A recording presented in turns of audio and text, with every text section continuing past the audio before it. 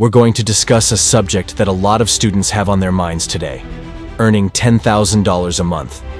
I'll outline the main points you should pay attention to in order to achieve your financial objective. But before we get started, hey everyone, welcome back to the channel. Don't forget to ring the bell and hit the subscribe button so you don't miss any of our upcoming stuff. Now, let's get things going.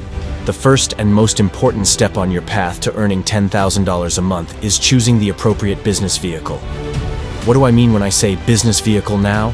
It's basically the method or chance by which you will make money. It must be significant enough to help you achieve your financial objective without endangering your current possessions. Let go of trading. It's a really dangerous game. Consider lean internet companies that provide free cash flow instead. Consider services that have a high perceived value or that are well suited for leveraging. Let's now discuss setting realistic expectations and extending the deadline. It's simple to get caught up in the trap of comparing your journey to others in a world where social media rules. Recognize that earning $10,000 a month is a lengthy task.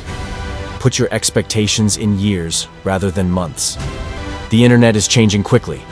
Therefore, having the correct tool and being dedicated will help you succeed more quickly. Recall that accumulating wealth gradually is the goal. Last but not least, earning $10,000 a month is just the start. The final element focuses on maintaining that revenue and expanding above it.